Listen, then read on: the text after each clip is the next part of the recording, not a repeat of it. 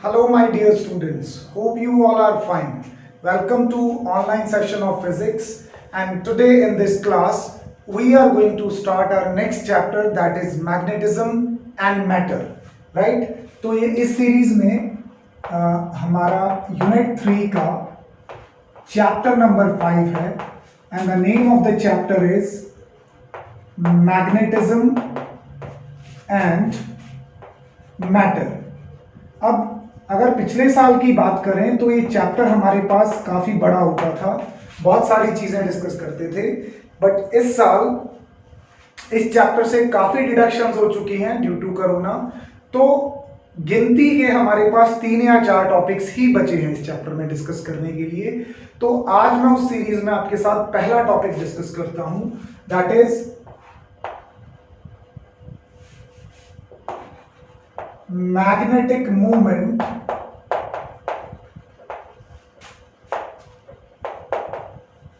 of a current carrying loop. Right, कोई current carrying loop है, उसको आप मैग्नेटिक डायपोल के जैसे ट्रीट कर सकते हो. डायपोल क्या होता है? जिसमें 2 पोल्स होते हैं. जैसे हमने इलेक्ट्रिक डायपोल पढ़ा था, पॉजिटिव एंड और नेगेटिव एंड होता है, बिकॉज एक साइड पे पॉजिटिव चार्ज होता है नेट, एक तरफ नेट नेगेटिव चार्ज होता है. They are separated by some distance known as the length of the dipole. उसको क्या बोला था हमने? उसको इलेक्ट्रिक डायपोल बोला था. और उसकी स्ट्रेंथ को क्या बोला था? Electric dipole moment. यहां पे हम ये प्रूव करना चाहते हैं कि जो करंट कैरिंग कॉइल होती है वो मैग्नेटिक डायपोल होता है. क्या होता है? Magnetic dipole. तो इसको मैं थोड़े इनडायरेक्ट तरीके से प्रूव करूंगा. आई नो दैट कि मेरे पास अगर एक करंट कैरिंग सर्कुलर कॉइल है which is line perpendicular to the plane of the board carrying current in this manner, right? Let's have an axis which is passing through the center of the coil. Let I be the radius, let A be the radius of this coil and I be the current flowing.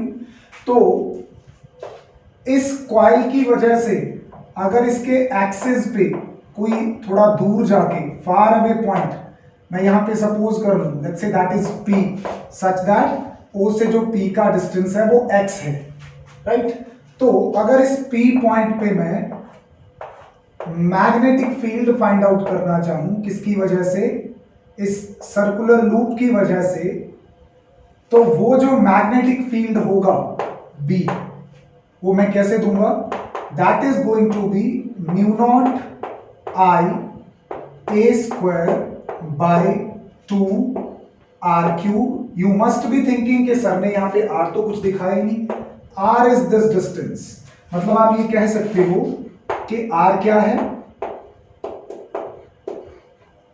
This is a right angle triangle. तो यहां पे R जो है under root A square plus x square के equal है, right? अब यहां पे एक काम करो, इसको थोड़ा सा मॉडिफाई करते हैं. मैं राइट हैंड साइड पे 2 पाई से मल्टीप्लाई और 2 पाई से ही डिवाइड कर देता हूं. What I am going to get? In denominator I am going to get 2 into 2 pi becomes 4 pi. तो एक्सप्रेशन को थोड़ा सा मॉडिफाई किया मैंने, म्यू नॉट अपॉन 4 पाई आ जाएगा. इधर क्या बनेगा? See carefully, 2i upon R cube और साथ में क्या रह जाएगा? Pi A square. अब लोअर क्लासेस से हमें ये पता है कि किसी सर्कुलर कॉइल का जो एरिया होता है वो पाई इंटू रेडियस का स्क्वायर होता है. इस लूप का रेडियस कितना है? A. तो ये क्या बन गया? Pi A square. Now this is nothing but the area of the loop. तो मैं इसकी जगह पे क्या लिख सकता हूं? A. इसको यहीं पे होल्ड करके रखो, right? Now I want you to think of an electric dipole. Electric dipole हम जानते हैं क्या होता है, जिसके एक तरफ नेगेटिव चार्ज होता है, राइट? एक तरफ पॉजिटिव चार्ज होता है और मिडल में इसका सेंटर ऑफ डायपोल. अगर ये लाइन ड्रॉ कर रहा हूं मैं, मतलब किसकी बात कर रहा हूं मैं? एक्सिस ऑफ डायपोल की बात कर रहा हूं. एक्सिस ऑफ डायपोल पे अगर मैं बहुत दूर जाके, मतलब greater than the length of the dipole, बहुत दूर जाके एक पॉइंट सपोज कर लूं, let's say that point is P, और वो सेंटर से कितना दूर है, R डिस्टेंस अवे है, तो at point P if P is very far away, right, तो इलेक्ट्रिक फील्ड की वैल्यू क्या होती है वहां पे, 1/4 pi epsilon nought 2P upon R cube, और ये अलोंग द एक्सिस होती है, मींस डायरेक्शन इस तरफ होती है along the axis. I hope you remember this from first unit. अच्छा, अगर इस केस में मैग्नेटिक फील्ड की बात करूं तो हमें पता है कि इस थोड़े से पोर्शन के लिए फील्ड R के परपेंडिकुलर होता था, बाद में उसका हॉरिजॉन्टल और वर्टिकल कंपोनेंट निकालते थे, वर्टिकल कंपोनेंट से वर्टिकल कंपोनेंट कैंसिल हो जाता था, तो नेट फील्ड किस तरफ बचता था, इस तरफ। इसका मतलब यहां पे भी जो नेट फील्ड है उसकी डायरेक्शन अलोंग द एक्सिस है। So I am going to write this is equation 1, और इसकी डायरेक्शन क्या है, अलोंग द एक्सिस, राइट। यहां पे भी इलेक्ट्रिक फील्ड की डायरेक्शन क्या है, along the axis. What similarity do you find in equation number 1 and 2? क्या सिमिलैरिटी देखते हो, ये मैग्नेटिक फील्ड की बात करता है, वो इलेक्ट्रिक फील्ड की बात करता है, इसमें भी आगे मैग्नेटिक कांस्टेंट है, इसमें इलेक्ट्रोस्टैटिक कांस्टेंट है, ये सारे की सारी term 1/4 pi epsilon not mu nought upon 4 पाई। अच्छा, इधर B की डिपेंडेंसी भी R क्यूब पे है, इधर E की डिपेंडेंसी भी R क्यूब पे है, ट्वाइस की जगह पे ट्वाइस पड़ा है। लेकिन एक चीज जो देखनी पड़ेगी वो ये है कि यहां पे P क्या था, इलेक्ट्रिक डायपोल मोमेंट, तो सर्टेनली यहां पे I और A भी किसका रोल प्ले कर रहे होंगे, they must be playing the role of, अगर हम यहां पे कंपेयर करें, ऑन कंपेयरिंग किस किस को, 1 एंड 2, ये वाली इक्वेशन 2 है, अगर मैं 1 एंड 2 को कंपेयर करूं, the term I into A जो है इज डायपोल मोमेंट, और कौन सा dipole moment, magnetic dipole moment, जिसका सिंबल मैं यहां पे क्या रखना चाहता हूं, M, तो I इंटू A। यहां से क्या पता चलता है कि जैसे ये एक इलेक्ट्रिक डायपोल का इलेक्ट्रिक फील्ड देता है, उसी तरह ये एक्सप्रेशन एक मैग्नेटिक डायपोल का मैग्नेटिक फील्ड देता है, जिसमें IA टर्म क्या है, डायपोल मोमेंट। तो इसका मतलब एक सर्कुलर करंट कैरिंग कॉइल जो है वो मैग्नेटिक मोमेंट रखती है, which is given by I into A। Even अगर मैं इसको वेक्टर फॉर्म में लिखना चाहूं, for n number of turns it is going to be like this. Now you must be thinking कि सर ये जो आपने m वेक्टर लिखा है इसकी डायरेक्शन तो बता दो। फिर डायरेक्शन बताना मुश्किल काम नहीं है। इमेजिन करो कि मेरे पास यहां पे कोई सर्कुलर कॉइल है, राइट, जिसमें करंट फ्लो कर रहा है, राइट, ये थिकनेस दिखाई गई है उसकी, and the current is going this way. बात समझ रहे हैं आप, इस तरह से करंट उसमें फ्लो कर रहा है, if it is lying in the plane of the paper. तो इसकी जो अपर साइड है लूप की, वो नॉर्थ पोल की तरह बिहेव करेगी, अपर साइड जो है वो नॉर्थ पोल की तरह बिहेव करेगी, और जो लोअर साइड है वो साउथ पोल की तरह बिहेव करेगी, again by right hand thumb rule, right, clock anti clock rule लगा लो चाहे आप। और यहां से अगर उसका मैं एक परपेंडिकुलर ड्रॉ कर दूं, तो ये मेरा एरिया है, राइट, जिसको मैं ए से डिनोट करता हूं, और ये एरिया वेक्टर है which the direction is given bye n cap. तो m वेक्टर की डायरेक्शन भी a वेक्टर वाली ही होगी, given by right hand rule, कि जिधर वो करंट जा रहा है, सपोज करंट ऐसे जा रहा है, तो ऐसे आप अपनी फिंगर्स घुमा लो, तो जिधर आपका थंब होगा उधर ही मैग्नेटिक डायपोल मूवमेंट होगा। अगर ये करंट इस तरह से होता तो मैं अपनी फिंगर्स इस तरह से घुमाता, तो मैग्नेटिक डायपोल मूवमेंट किधर को होता, नीचे को। तो यानी कि करंट के मैनर में अपनी फिंगर्स घुमाओ, करंट के मैनर में, जिस तरह से करंट है लूप में, अपनी फिंगर्स घुमाओ राइट हैंड की, तो जिधर तुम्हारा खिंचा हुआ थंब, स्ट्रेच थंब जाएगा, उधर मैग्नेटिक डायपोल मूवमेंट होगा। तो डायरेक्शन किसके द्वारा दी जाती है, right hand rule. Right, perpendicular to the plane of the loop, इस तरह से दी जाती है, राइट। उसके बाद अगर इसकी आपको SI यूनिट देनी है तो वो भी दे सकते हैं आप। वो क्या बनेगी, n तो नंबर ऑफ टर्न्स है, कुछ नहीं होता अगर एक से ज्यादा बार घुमाया गया होगा इसको, लूप को, तो n की तो कोई यूनिट नहीं है, I करंट एम्पियर, एरिया की मीटर स्क्वायर, सो एम्पियर मीटर स्क्वायर यूनिट आपकी यहां से बनी थी, जो मैंने आपको मूविंग कॉइल गैल्वेनोमीटर में पढ़ाया था, राइट। वो फॉर्मूला यहां से उठाया गया था, ध्यान से सोचो अब उसके बारे में, राइट। इसका अगर आपको डायमेंशनल फॉर्मूला देखना है तो करंट एक बेसिक क्वांटिटी है जिसकी डायमेंशन A होती है, एरिया की L स्क्वायर, तो ये बन गई AL स्क्वायर, राइट। अगर आपको डिफाइन करना आ जाए मैग्नेटिक डाइपोल मोमेंट तो आप कैसे डिफाइन करोगे, it is defined as the product of current passing through the loop and area of the loop, current into area. बात समझ में आई? तो हमने ये प्रूव कर दिया यहाँ पे कि जो एक करंट कैरिंग सर्कुलर लूप होती है वो मैग्नेटिक डाइपोल की तरह बिहेव करती है, जिसका कोई ना कोई मैग्नेटिक मूवमेंट होता है, that is given by I into A. If it is one turn, there are many turns, it is N into I into A. SI units, definition, direction, dimensional formula is as you learned, right? चलो आगे जाके फिर इसके बाकी numerical वगैरह भी करेंगे। पहले मैं एक टॉपिक आपके साथ और डिस्कस कर लूं। वो टॉपिक क्या है?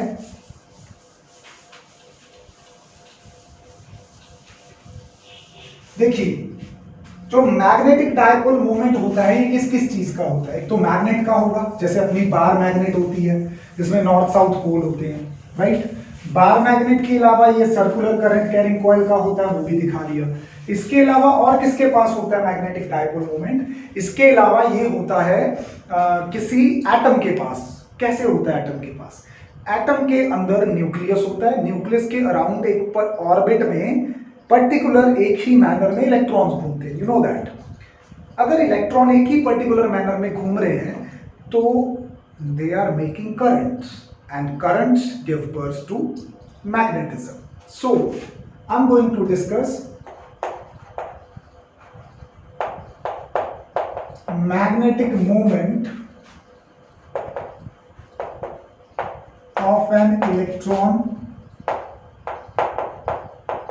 Orbiting in an atom. Bar magnet का होता है वो तो आसान सी बात है, उसमें करंट कैरिंग कॉइल होती है और एक एटम के अंदर भी इलेक्ट्रॉन की रेवोल्यूशन से होता है, वो हम बताने जा रहे हैं। तो मैं यहां पे ये सपोज कर लेता हूं कि न्यूक्लियस है मेरे पास कोई, राइट। इस न्यूक्लियस के अराउंड सर्कुलर ऑर्बिट में कोई इलेक्ट्रॉन घूम रहा है, let's say it is this electron. तो इसका जो मोशन है वो इस तरफ है, means electron is going this way, right.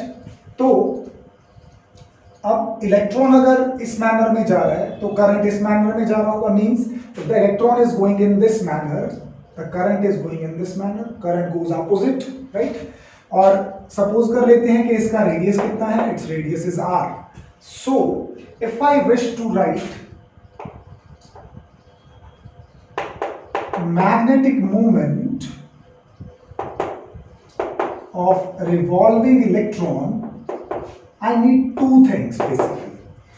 इसके मैग्नेटिक मूवमेंट का सिंबल मैं m नहीं ले रहा, कुछ डिफरेंट ले लेता हूं, इट इज म्यू, राइट। ये किसके बराबर होना चाहिए? करंट इनटू एरिया के बराबर होना चाहिए, area of the orbit and current constituted by this. तो अभी करंट अपने को पता है, करंट होता है चार्ज अपॉन टाइम, राइट। क्या होता है? Charge upon time. तो इसको यहीं पे होल्ड करके रखते हैं, पहले तो I फाइंड आउट करते हैं, it is charge upon time, charge on electron is E। एक पूरी रेवोल्यूशन में इसको जो टाइम लगता है we call it time period T, that we know is nothing but 2 pi r by v। Time period distance by speed, एक पूरे चक्कर में डिस्टेंस कितना? 2 pi r, तो ये ऊपर चला जाएगा, this will be ev by 2 pi r, right। now I'm going to substitute it here. Also I know that the area of this orbit is going to be pi r square, so I'm going to put these two things over here. क्या बनेगा मेरे पास? It is going to be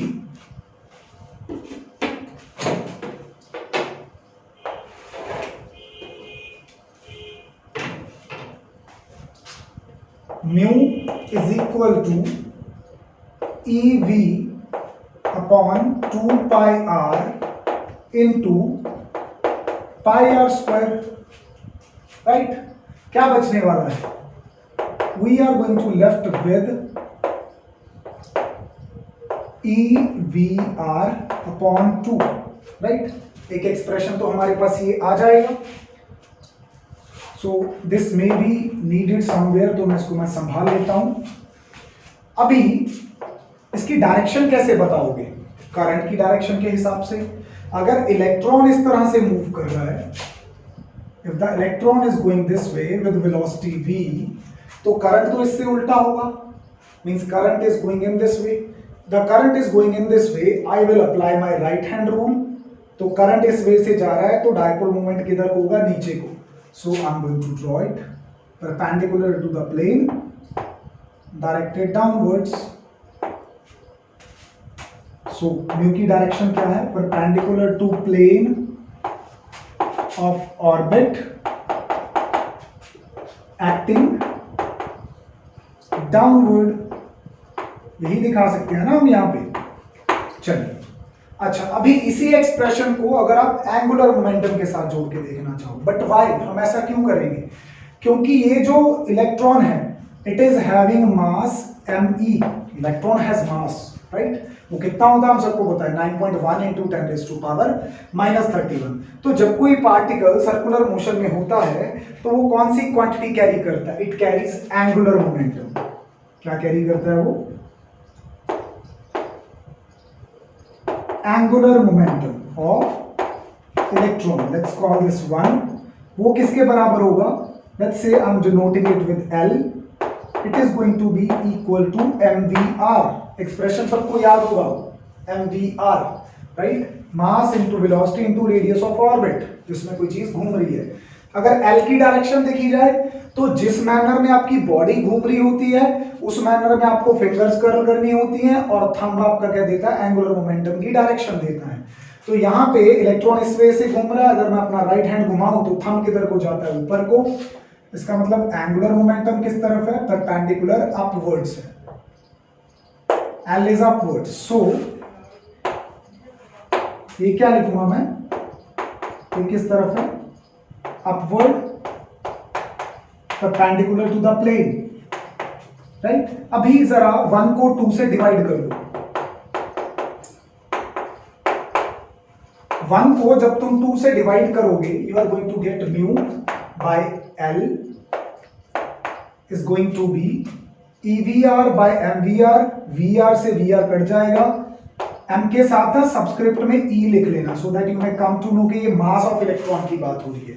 E उसके subscript में है। तो जब इन दोनों को डिवाइड करूंगा तो VR कैंसिल हो जाएगा, E upon twice of mass of electron आ जाएगा, राइट। इस रेशो को, इस म्यू बाय L रेशो को हम क्या बोलते हैं? गायरोमैग्नेटिक रेशो बोलते हैं। क्या बोलते हैं? Gyromagnetic ratio. Just a moment. So, what are we going to say? Mu by L, या फिर ये जो E by 2m है, जिसमें अगर मैं यहाँ पे वैल्यू भर दूं, E की वैल्यू अपने को पता है कितनी होती है? 1.6 into 10⁻⁻19 coulombs, charge on electron, and mass of electron होता है 9.1 into 10⁻31 kg। If I solve it out, this comes out to be 8.8 into 10⁻10, and with the units coulomb per kilogram. तो ये जो चीज बन के आई है यहां पे, इसको मैं अलग ही रखना चाहूंगा। इसको क्या बोलते हैं हम? इसको गायरोमैग्नेटिक रेशो बोलते हैं। क्या बोलते हैं? Gyromagnetic ratio, right. अब इसकी इंपॉर्टेंस वगैरह क्या है, उसमें जाने की जरूरत नहीं है, और you can just Google it अगर आप फिर भी देखना चाहो। तो ये इसके बीच में से एक चीज निकल के आ गई थी, राइट। अभी इसको अगर मैं सही करके लिखूं, I am certain to get E by 2me, और साथ में क्या आ जाएगा? L, right. ये एक्सप्रेशन भी मेरे काम का है यहाँ पे। अच्छा, इवन अगर आप इसको वेक्टर फॉर्म में लिखना चाहो तो क्या हो जाएगा? आप देख क्या रहे हो डायग्राम से कि म्यू और एल एक दूसरे के बिल्कुल अपोजिट हैं, तो यहां पे एक नेगेटिव साइन लिखना पड़ेगा, राइट? क्योंकि म्यू और एल एक दूसरे के अपोजिट हैं, so there will be a negative sign. तो ये तो था क्लासिकल फिजिक्स के जरिए से एमवीआर, पर ये सब एटॉमिक पार्टिकल है तो इस पे बोहर कंडीशन भी लगती है। बोहर की कौन सी कंडीशंस? Quantization condition. क्या कहते थे बोहर इस कंडीशन में? बोहर कहते थे कि इलेक्ट्रॉन जो है, एक्चुअली रदरफोर्ड एक्सपेरिमेंट में एक ड्रॉबैक निकल के आया था ना, रदरफोर्ड ने जो मॉडल दिया था एटम का, क्या ड्रॉबैक निकल के आया था? रदरफोर्ड कहते थे कि इलेक्ट्रॉन जो है वो ऑर्बिट करता रहता है न्यूक्लियस के अराउंड। तो according to classical physics theory, जो रिवॉल्विंग इलेक्ट्रॉन है उसका मोशन एक्सेलरेटेड है, तो उसको कॉन्टिन्यूसली एनर्जी लूज करते रहना चाहिए और अल्टीमेटली न्यूक्लियस में फॉल कर जाना चाहिए। इसका मतलब एटम क्या है? अनस्टेबल है। पर क्या ये रियलिटी है? नहीं। The world around us is quite stable. अगर एटम इतना अनस्टेबल होता तो पूरा यूनिवर्स तबाह हो चुका होता अब तक। तो उसके बाद नील्स बोहर ने आके इस कंडीशन को सही किया था। उन्होंने कहा था कि दरअसल इलेक्ट्रॉन किसी भी ऑर्बिट में नहीं घूमते, ये गलत है। इलेक्ट्रॉन सिर्फ उन्हीं ऑर्बिट्स में घूमते हैं जहां पे उनका एंगुलर मोमेंटम h/2π का इंटीग्रल मल्टीपल होता है। इंटीग्रल मल्टीपल होता है h/2π का, सिर्फ उन्हीं ऑर्बिट्स में इलेक्ट्रॉन घूम सकते हैं इस, और तब तक वो अपनी कोई एनर्जी लूज नहीं करेंगे। हाँ, जब एक ऑर्बिट से दूसरे ऑर्बिट में जाएंगे तब एनर्जी लूज या गेन करेंगे। हायर पे जाना है तो गेन, लोअर पे आना है तो लूज। ये हम आमतौर पे केमिस्ट्री में पढ़ते हैं। तो ये जो बोहर की कंडीशन थी, इसके अकॉर्डिंग एंगुलर मोमेंटम किसी सब एटॉमिक पार्टिकल का ये है। तो इसको अगर मैं वहां पे पुट करूं स्केलर फॉर्म में, what I am going to get E/2me और साथ में NH/2π। I am certain to get NEH/4πme, right? That's the expression according to quantum physics, right? अब यहां पे बस अगर मैं हाइड्रोजन एटम की बात करूं, कई बार पेपर में ना हाइड्रोजन एटम ही आ जाता है, तो बस लास्ट पे आपको एक चीज का ध्यान रखना है कि अगर हाइड्रोजन एटम की बात हो तो आपको फाइनली n की जगह 1 भर देना है, क्योंकि n is principal quantum number, ठीक है। k शेल एक ही होता है उसमें। तो अगर ये भर देंगे तो फॉर्मूला अपना हाइड्रोजन एटम के लिए क्या हो जाएगा? n की जगह पे तो आ गया EH/4πme, right? So this finishes over here. Even अगर आप यहाँ पे सब वैल्यूज भर दो, मींस E की वैल्यू कितनी? 1.6 into 10⁻⁻19, H की value 6.64 into 10⁻⁻34 joule second, divided by 4 into pi की वैल्यू 3.14 यूज कर लेते हैं। मास ऑफ इलेक्ट्रॉन भर दो 9.1 into 10⁻31, तो आपके पास एक आंसर बनता है which is approximately 9.27 into, it is, let me see, 9.27 into 10⁻⁻24 और यूनिट्स क्या होती हैं? Ampere metre square.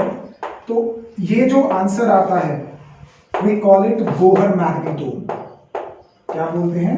Bohr magneton. Chemistry में आप कई बार ये यूनिट यूज करते हो, BM, राइट? तो ये एंगुलर मोमेंटम की वजह से पैदा हुआ मैग्नेटिक मूवमेंट है किसी एटम के अंदर।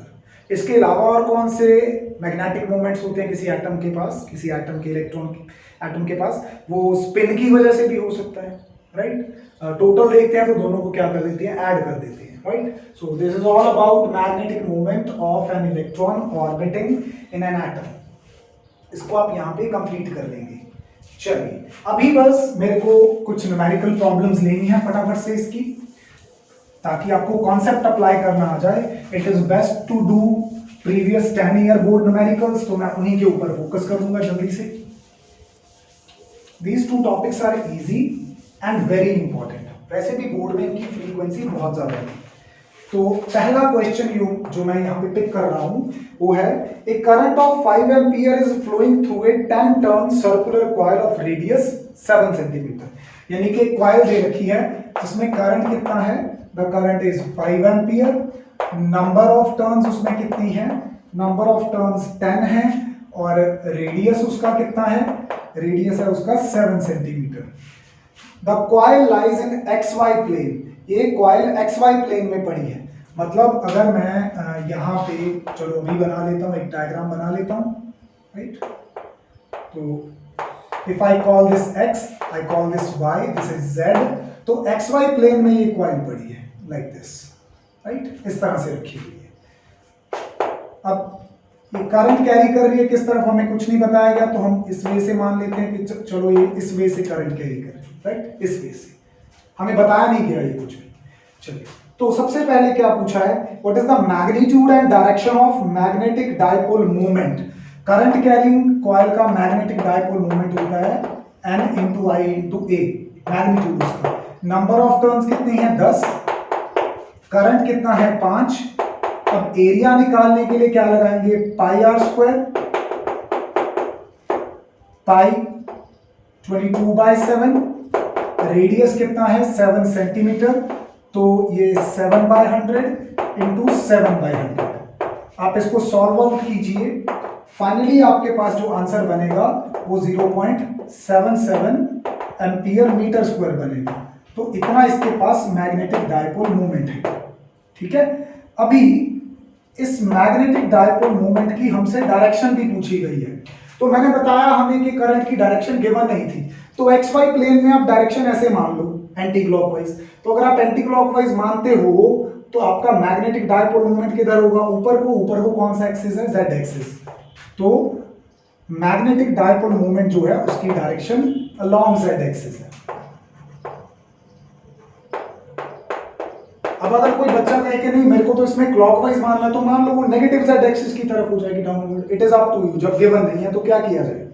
दूसरा, if this coil were to be placed in uniform external magnetic field directed along X axis. अब इसको एक यूनिफॉर्म एक्सटर्नल मैग्नेटिक फील्ड में रख दिया गया जो कि X एक्सिस के अलोंग लग रहा है। इन विच plane would the coil lie when it is in equilibrium।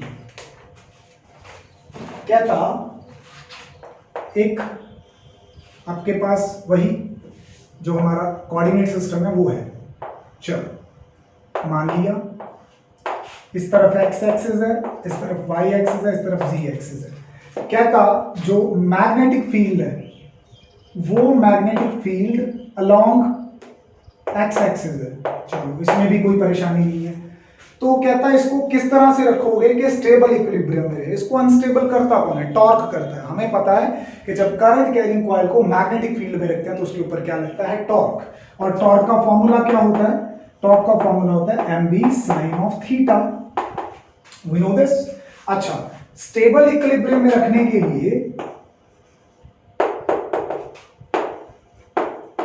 Theta की वैल्यू क्या चाहिए, थीटा की वैल्यू चाहिए 0,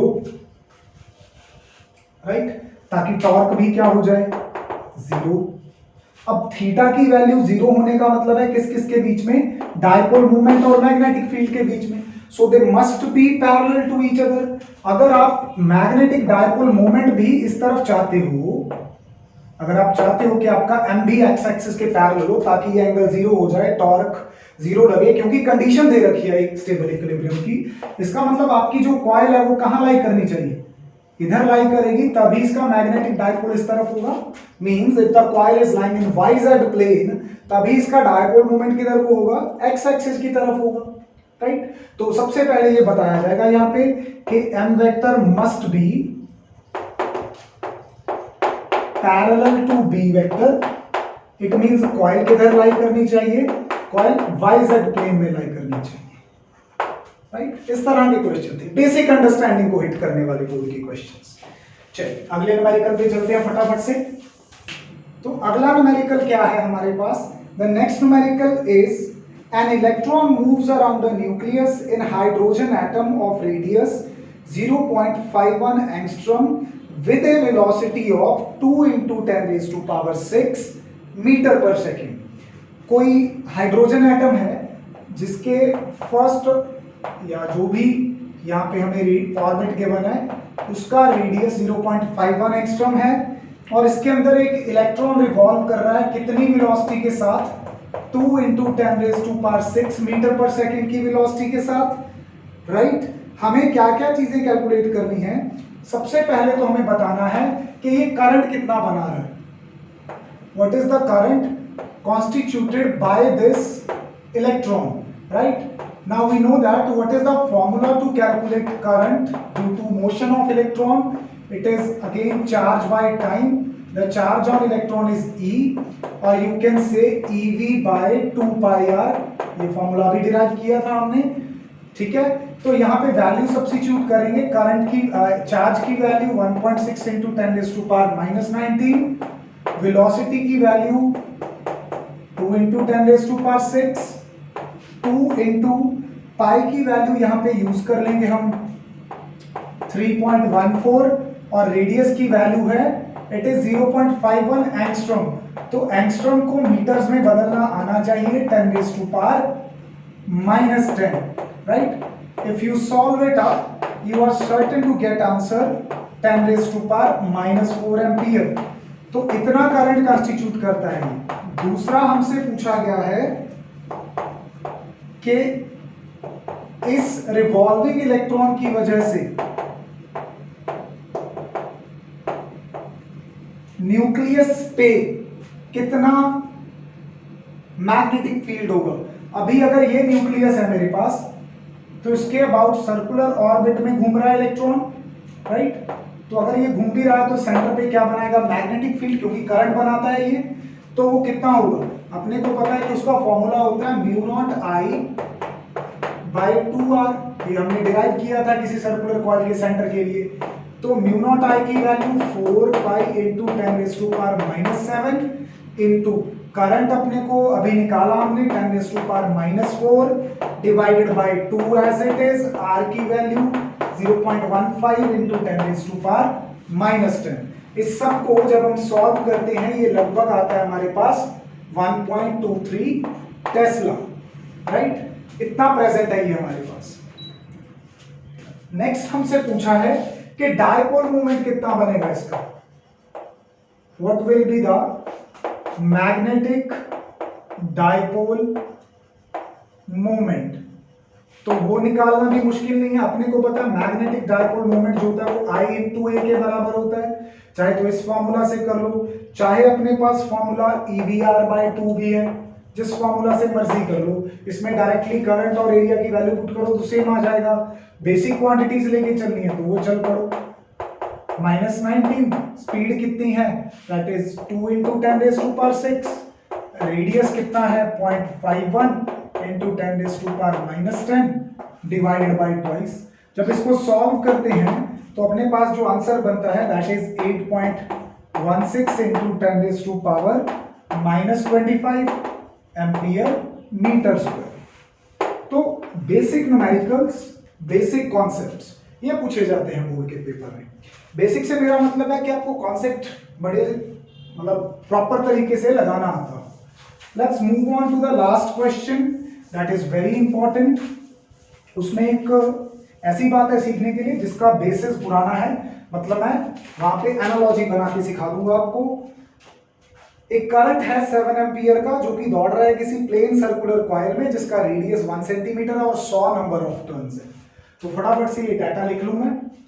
करंट कितना है? 7 एम्पियर का। रेडियस कितना है? 1 सेंटीमीटर का। और नंबर ऑफ टर्न्स कितनी है? 100। The coil is placed in uniform magnetic field. कितना है वो? 0.2 weber per metre square. Weber per metre square tesla के ही बराबर होता है। So this is in SI form. The coil is if the coil is free to rotate, अगर ये कॉइल को आजादी दी जाए कि तुम घूम सकते हो, what orientation would correspond to its? इसकी जो ओरिएंटेशन है मतलब ये कैसे पड़ी होगी, कब? when it is in stable equilibrium, number 1, number 2 when it is in unstable equilibrium। तो इसका सॉल्यूशन तो बहुत सिंपल है। हम लोगों ने स्टेबल अनस्टेबल इक्विलिब्रियम किसी इलेक्ट्रिक डायपोल का डिस्कस किया हुआ है कि अगर कोई इलेक्ट्रिक फील्ड हो राइट इस तरफ, तो कोई भी डायपोल जो होता है वो स्टेबल तब होता है अगर उसके डायपोल मोमेंट यानी कि P की डायरेक्शन जो है वही हो जो E की है, मतलब P must be parallel to E। उस केस में ये स्टेबल इक्विलिब्रियम में होता है। लेकिन अगर यही डायपोल आपका उल्टा पड़ा हो इस केस में, मींस इसका डायपोल मोमेंट इस तरफ हो, तो ये किस में हो जाता है? अनस्टेबल इक्विलिब्रियम में। इन द सेम वे जो मैग्नेटिक डायपोल मोमेंट होगा M, वो कब होगा? वो अगर पैरेलल पड़ा होगा मैग्नेटिक फील्ड के, तो कौन सा इक्विलिब्रियम होगा? Stable. When M vector is parallel to B vector. Simple सी बात है, उसने कंडीशन पूछी थी। दूसरा, अनस्टेबल इक्विलिब्रियम कब होगा? जब M vector is anti parallel to B vector. तो एनालॉजी बना के आपको समझा दिया, ये आपने किया हुआ है सारा। अच्छा, फिर इलेक्ट्रिक डायपोल के केस में जो पोटेंशियल एनर्जी ऑफ डायपोल होती थी वो क्या होती थी? It is minus PE cos of theta, P dipole movement, E electric field, theta angle between dipole movement and electric field. अब यही अगर मैं मैग्नेटिज्म के केस में बनाऊं तो इलेक्ट्रिक डायपोल मूवमेंट की बजाय मैग्नेटिक डायपोल मूवमेंट आएगा, इलेक्ट्रिक फील्ड इंटेंसिटी की बजाय मैग्नेटिक फील्ड इंटेंसिटी आएगी, और साथ में क्या आएगा? cos of theta, right. तो अपने को ये बात तो पता चल गई कि स्टेबल अनस्टेबल इक्विलिब्रियम में M की वैल्यू चाहिए। तो जरा M कैलकुलेट कर ले। M होगा N into I into A, number of turns है 100, करंट है 7, एरिया अपने पास होता है पाई आर स्क्वायर, तो पाई मैं यहाँ पे ले लेता हूँ 22/7, एरिया रेडियस का स्क्वायर। अब सेंटीमीटर में है तो मीटर में बदलने के लिए 10 की पावर -2, क्योंकि 1 ही था तो 10 की पावर -2 रह गया, कैंसल। ये हो जाएगा 22, एक ये 100 है, इसकी 10 की पावर 4 है, तो ये बन जाएगा -4, और 2 के साथ कैंसिल करके आ जाएगा -2। So this is going to be 0.22 ampere metre square. तो स्टेबल इक्विलिब्रियम के केस में अगर मैं U की वैल्यू फाइंड आउट करूं विच इज -mb sin थीटा, so this is going to be M की वैल्यू कितनी है? 0.22, B की वैल्यू कितनी है? 0.2, राइट, इनटू cos ऑफ क्या आएगा? cos of 0 degree. cos of 0 कितना होता है? 1। तो इस कंटेंट को जब आप मल्टीप्लाई करोगे यू विल गेट 0.044 जूल। कितनी एनर्जी है इसके पास? नेगेटिव में। नेगेटिव का मतलब है कि बहुत कम एनर्जी है इसके पास, राइट। और अनस्टेबल के केस में, और ये बाइंडिंग है, बाइंडिंग का मतलब स्टेबल पड़ा है इसमें। अनस्टेबल के केस में -mb cos theta, again 0.22 into 0.2, लेकिन थीटा यहाँ पे कितना होगा? यहाँ पे तो बता दिया था हमने, पैरेलल पड़े होने का मतलब 0 डिग्री, एंटी पैरेलल पड़े होने का मतलब 180 डिग्री। तो cos 180 आएगा। अब cos 180 की वैल्यू सबको पता होगी -1 होती है, तो एक माइनस ऑलरेडी पड़ा है, माइनस माइनस होकर प्लस, तो ये बन जाएगा 0.044 जूल, राइट। तो इतनी पोटेंशियल एनर्जी इसके पास होगी जब अनस्टेबल में होगा। तो ये पॉजिटिव एनर्जी का मतलब है कि इसको यूज करेगा ये और स्टेबल में आ जाएगा। This is all about today. Thank you.